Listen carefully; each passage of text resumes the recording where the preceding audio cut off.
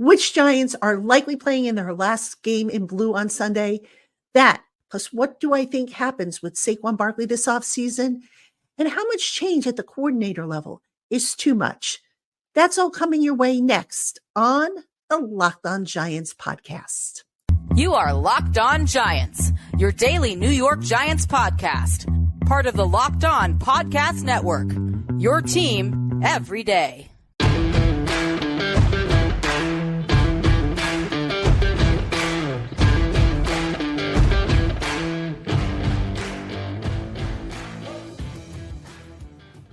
This episode of the Locked On Giants podcast is brought to you by LinkedIn Jobs.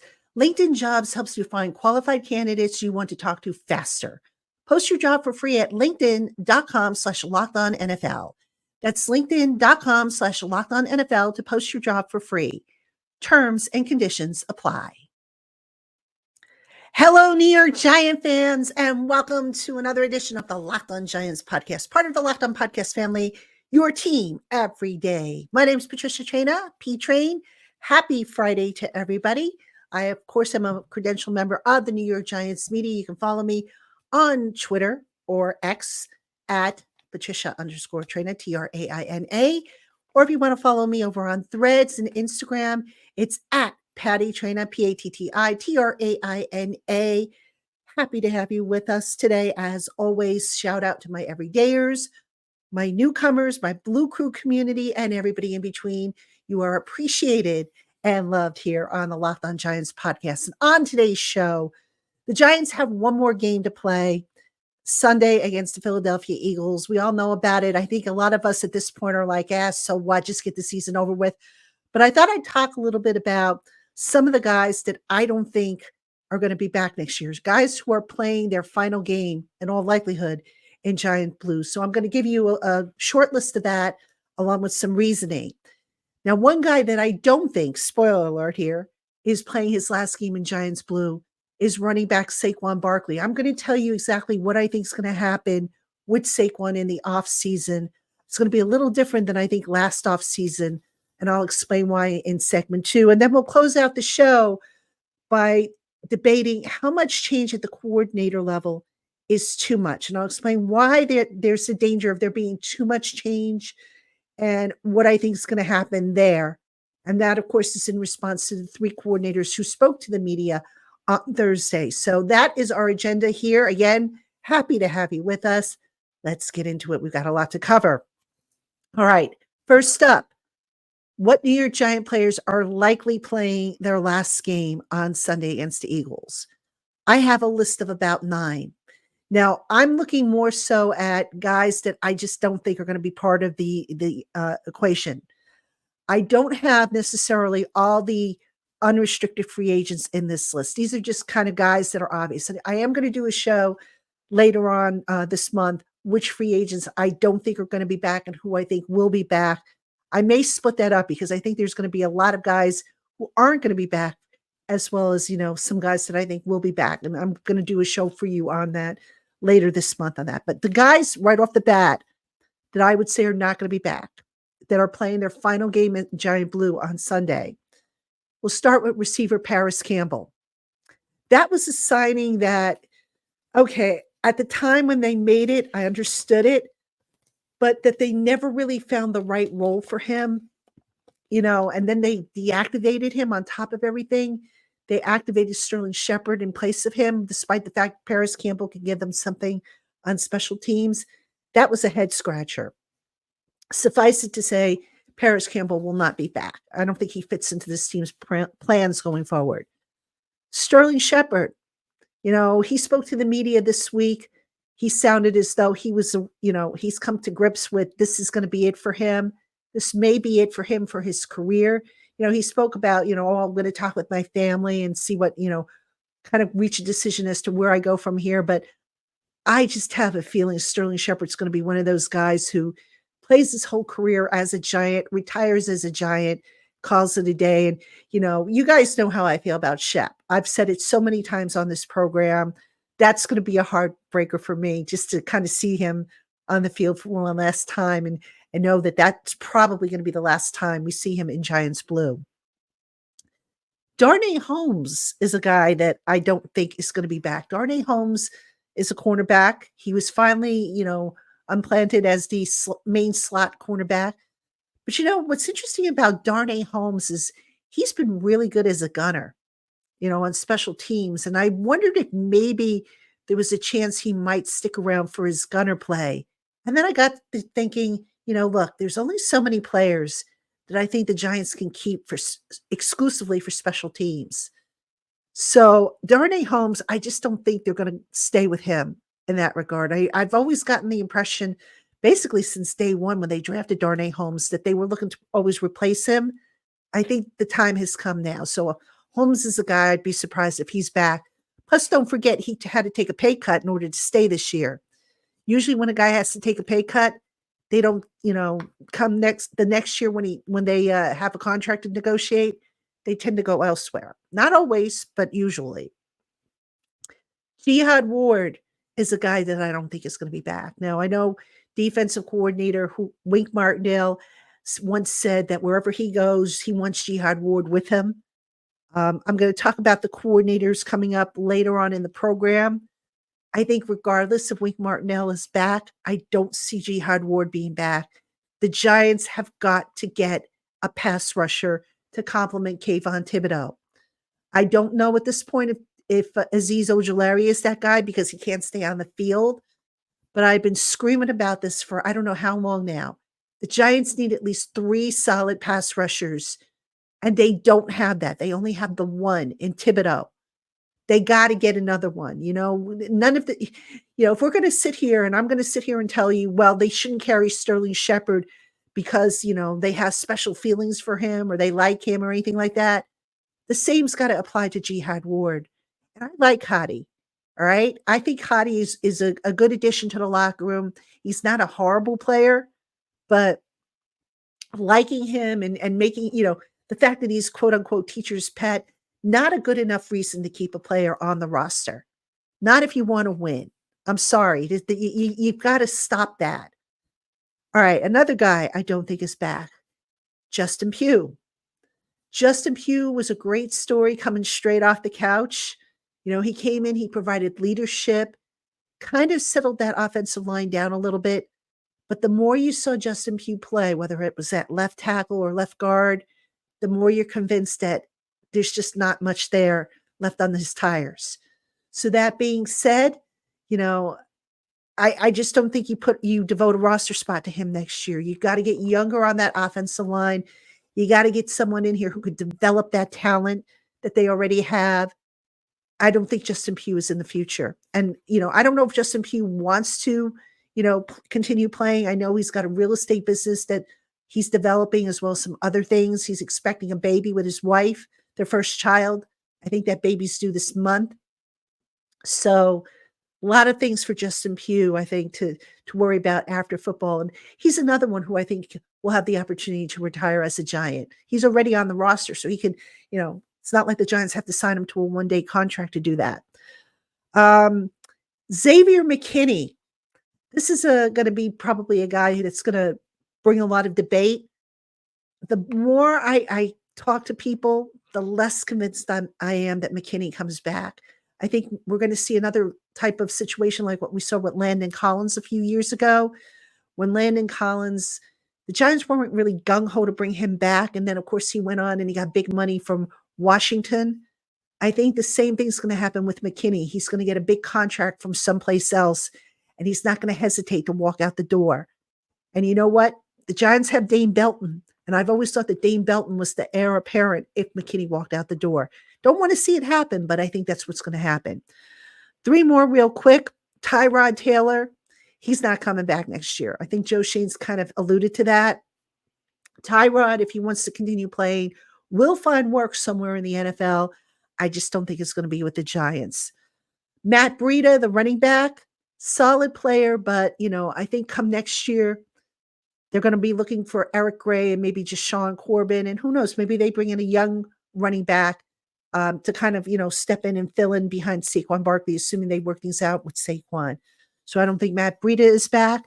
And then another guy that I don't think is back, even though he's been playing pretty well and he's kind of been flying under the radar, is defensive lineman Ashawn Robinson. Now, he's been solid, and I look at, his play and I say to myself, okay, he's a guy that maybe you bring back. And then then I look at the rest of the roster and I say, okay, they've got DJ Davidson, they've got Jordan Riley that they're trying to develop. And oh, by the way, they've got a really good defensive line coach in Andre Patterson. So, do you bring back Ashawn Robinson, who's got one of those funky contracts where he's got 3 voidable years after this year? Or do you just say, you know what, cut our losses and let's just go with the youth? I think that's what they do. I think they go with the youth. All right. So that's my quick list of guys that I don't think will be back next year. Guys who will be playing their final game in Giants Blue this Sunday. Now, coming up, I'm going to talk about Saquon Barkley and why I think he's going to be back. And if he's not back, what might happen there. But I think he's going to be back. That's coming up right after this. Hey, Giant fans, these days, every new potential hire can feel like a high stakes wager for your small business. You want to be 100% certain that you have access to the best qualified candidates available. So that's why you have to check out LinkedIn Jobs. LinkedIn Jobs helps you find the right people for your team faster and for free. Simply add your job in the purple hashtag hiring frame to your LinkedIn profile to spread the word that you're hiring. And simple tools like screening questions make it easy to focus on candidates with just the right skills and experience so that you can quickly prioritize whom you'd like to interview and hire. So don't spend time sorting through endless resumes and dead-end leads. Put LinkedIn Jobs to work to you today for free by visiting linkedin.com/LockedOnNFL. Terms and conditions apply. All right, everybody, welcome back to Locked On Giants. I'm your host, Patricia Traina. And coming up next week, it is the first week of the off season, a long off season ahead. Now, the schedule for next week is not set, but amongst the things we're going to have to cover, obviously, include Baggy Day, which will be Monday. We know that. Joe Shane is supposed to speak to the media. I don't know right now if that's going to be Monday or Tuesday. I've heard 2 different days. So whenever that is, obviously, I'll get a show out to you right away. As far as, the day after the game, how I usually do kind of like a wrap up or takeaway, I don't think I'm going to focus too much on the game unless it's a win, which, at this point, I doubt it's going to be. But if it's a win, I'll talk about it. But rather, I think what I'm going to do for the Monday show is I'm going to kind of spin ahead a little bit and kind of do a summary of the season. And then, we have other shows that I'm developing now. A By the Numbers show, biggest off-season questions. There's going to be a salary cap show, free agents. We're going to go into the free agents in depth. So a whole lot of stuff coming up on the Locked On Giants podcast. Just because the Giants season over doesn't mean I'm done for the year. I'll be here with you throughout the off season, leading up to the draft, beyond the draft, right through the the organized team activities. I'm here for you guys and I appreciate you. So that's what's coming up. Let's talk about Saquon Barkley now. There's some people who think that the Giants will move on from Barkley. Folks, I'm not one of them. All right. This is my theory, my opinion. All right. This isn't based on anything I've heard, anything I've been told. This is just how I would approach it if I were doing, the business side of things for the Giants. Saquon Barkley is another year older, as we know. He had another lower body injury. He's not going to get the type of payday that maybe he was looking to get last year. All right. He's going to have to take something probably, I would say, between 8 and 10 million a year. Now, here's the difference with Saquon. He spoke to the media on Wednesday, and he said this time around, he'll be more involved. He'll be more proactive. He sounded like if he got the franchise tag again, although he wouldn't like it, he didn't sound as that defiant about getting it. The thing that's going to change with Saquon this year is that he's got that new agent on his team, Ed Berry from CAA, whereas last year it was Kim Miali from Rock Nation Sports. And, let's call it for what it is. Rock Nation really didn't handle that negotiation as well as they could have. I think they overpriced Saquon. I question if maybe they let him down the old primrose path. CAA bringing them in, at the last minute, they are the ones who helped to get the 1-year franchise tag deal that Saquon played on this year done. So I just have a feeling now that there's a little bit better understanding between Saquon's side and the Giants side. I do believe that the Giants want Saquon to be a Giant for life. I believe Saquon wants to be a Giant for life.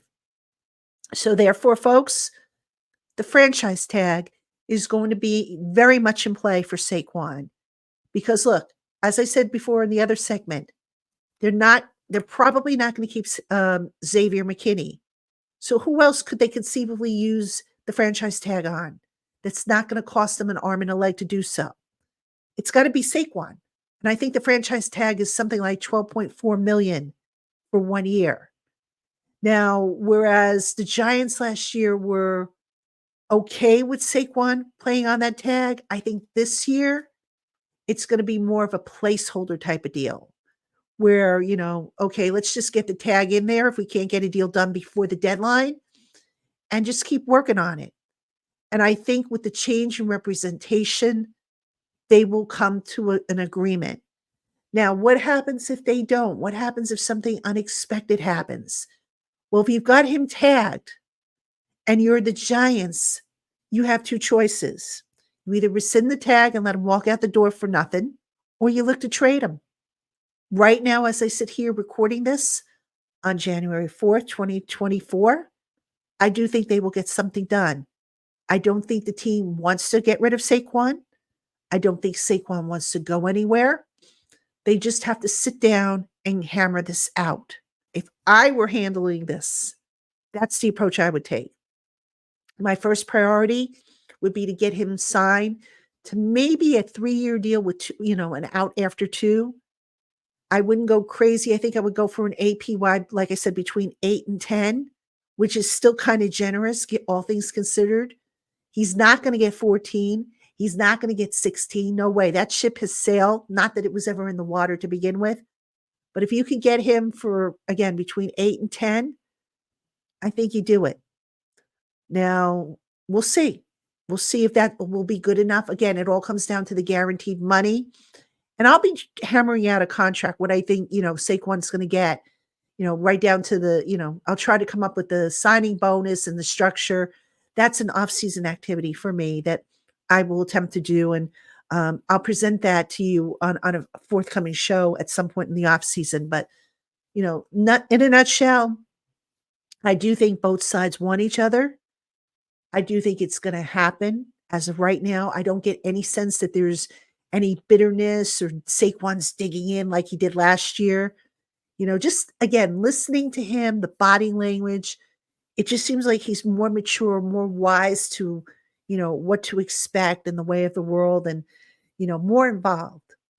And last year, maybe he was a little too dependent on his team, his agent, to tell him what was going on. And I don't know, obviously, what kind of conversations they were having, but I do know once Saquon took more of an active role in it, things started to calm down. So that's what I think is going to happen with regards to Saquon Barkley. Hope I'm right. I mean, look, some of you might say, just move on from him. What do they need him for? If you're going to get a rookie quarterback in here, which I do believe the Giants are going to do, wouldn't you want to have as much of a supporting cast around that rookie? Not just a running back, not just your receivers, but also a solid offensive line. Don't make the same mistake you made with Daniel Jones. When Daniel Jones came in here, all he really had was, Saquon, and I think that was pretty much it. Don't make that same mistake. Get as many pieces in place as possible so that if you do bring in a rookie, let him, sit for a few games, get his feet wet and whatnot, get acclimated. And then you do like you did, like what the Giants did back in 2004 when they switched from Kurt Warner to Eli Manning. You make that transition then. So that's how I kind of see this working out. So, all right, coming up next, How much change at the coordinator level is too much? We'll talk about that right after this. This show is sponsored by BetterHelp. This time of year, we sometimes get obsessed with how to change ourselves instead of just expanding on what we're already doing right. Maybe you finally organized one part of your space and you want to tackle another. Or maybe you're taking your supplements every morning and now you want to actually eat breakfast too. Therapy helps you find your strengths so that you can ditch the extreme resolutions and make the changes that really stick. And if you're thinking of starting therapy, give BetterHelp a try. It's entirely online and it's designed to be convenient, flexible, and suited to your schedule. Just fill out a brief questionnaire to get matched with a licensed therapist, and you can switch therapists anytime at no additional charge if you find that your initially assigned therapist isn't a match. So go on and celebrate the progress that you've made with BetterHelp. Visit betterhelp.com/lockedon today to get 10% off your first month. That's BetterHelp, HELP.com/lockedon. All right, everybody, welcome back to the Locked On Giants podcast. I'm your host, Patricia Traina, P Train. And by the way, before I forget, as we go into the off season, let me know if there's a specific type of show you want to see, whether it be a specific topic that you're curious about, whether it's, the return of Twitter Tuesday, whatever the case may be. Just drop a comment in the comment box below if you're watching on YouTube, or if you're listening on our audio platforms. Our contact information is there. You can send me an email, and if I can work it into the rotation, I will. So, all right. In this segment, how much change would be too much at the coordinator level? Now, I bring this up because the three coordinators spoke on Thursday, as they always do. And naturally, the big topic was their future with the team. Now, all of the Giants assistant coaches, including the coordinators, as I understand it, are under contract through 2024. There are some assistant coaches we know that are leaving. Jeff Nixon, the running backs coach, is one. Craig Fitzgerald, the strength and conditioning coach, is another. But let's stick with the coordinators here, because if there's going to be upheaval on the coaching staff, and there will be, that's the level we want to focus on. All right. So which of the three, Mike Kafka, Wink Martindale, and Thomas McGahee, are most likely to leave? And is there a possibility that Brian Daboll might say, you know what, given the results that we had this year, we got to start from scratch? Well, folks, I think if Daboll were to get rid of all three coordinators, that would be a big mistake. I think you would just be like, that's almost like bringing in a new coaching staff and starting from scratch. Sure, you can maybe look for guys who have similar philosophies and stuff like that. But why, if you're going to do that, why not just stay with what you've got? Now, let's start with the offense in particular. The offense is pretty much Daboll's system. So if Kafka were to leave the Giants, either on his own or through, Daboll's wish, I do believe that system would survive. And again, with a new quarterback likely to come on board, a rookie quarterback, in essence, the Giants would kind of be starting over a little bit on offense, with getting that kid up to snuff, with, grooming him and calling plays for them. And I've said from day one that if they bring in a young quarterback, Daboll's going to have a very, very big part in that kid's development. And I've said that I believe Shea Tierney, the quarterback's coach, will get promoted to offensive coordinator. He won't be the play caller. Daboll will take that over, I think. But Shea Tierney will get a bigger role if Kafka is not here next year. So I do think that the Giants can survive, so to speak, if Kafka is not here next year. Now, this is contingent, though, I feel, on what they do with defensive coordinator. And this is why I think Wink Martindale, unless he gets a head coaching job somewhere, this is why I think he will be back. In order for Daboll to really pour all his efforts into the development of a young quarterback, if that is indeed the plan, you want a defensive coordinator who basically you can trust to run the defense, who you don't have to micromanage. Wink Martindale has the experience. He's put in a system that would be going into year 3. It's not like they have to start over from scratch. He's basically got a lot of building blocks in there. They do have to fill things out. They do have to address some of the, the problems that they had this year. But I think we could probably all agree that the defense, although not world beaters, is slightly ahead of the offense in terms of, performance and impact that it's made on this season. So why would you want to start all over from scratch? Yes, there continues to be reports of Wink and Dable not getting along and there being friction and everything like that. But you know what? You're both grown men. Sit down, work it out. You don't have to be best buddies. You don't have to go out drinking every Friday night. Sit down and work out your differences. Respect each other as professionals and put the other, baloney aside for the good of the team. Right? Do what's in the best interest of the team. And if Wink Martindale can continue getting that defense on an upward projection, stick with him. And this way you can worry about, if you're Dable, you can worry about the offense and a potential new quarterback that's coming in. Thomas McGahee. That one's a tough one. I know a lot of people say, look, the Giants special teams have been, garbage. They've been inconsistent. This year, you could say, the kicking carousel that they had because of injuries, that was, unusual. You could say, not having a solid punt returner for the first half of the season, that's on Joe Shane, who took ownership of that. I suspect McGahee will get a pass this year because there was an improvement in the punting. Jamie Gillen had a much better year, still a little inconsistent here and there, had a much better year than he did last year. The coverage was better. Gunnar Olszewski made a big difference in the return game. The kickoff, the kickoff stuff, the kickoff return game, that could use a little, boost, obviously. But with this new kickoff return rule, that kind of was screwy, if you ask me.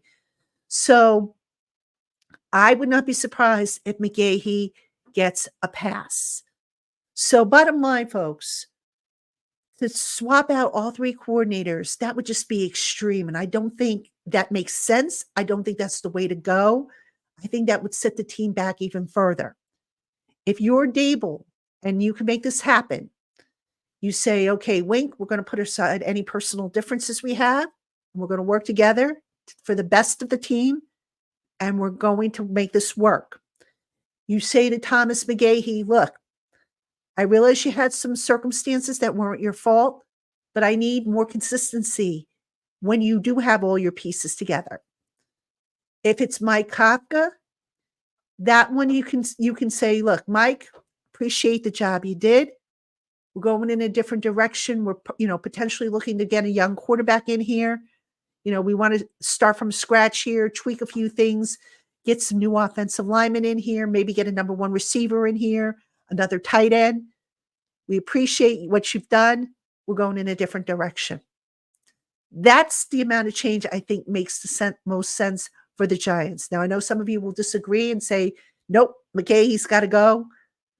I don't think that's going to happen. I could be wrong, but we'll find out, won't we? We'll find out in a matter of probably within the next week, because we will be on coordinator watch to see who Dable keeps and who he gets rid of. All right, Giant fans, that will do it for us here at the Locked On Giants podcast. I want to thank you for tuning in. As always, making us your first listen of the day. If you watch on YouTube, your first watch of the day. We'll be back Monday with all new shows.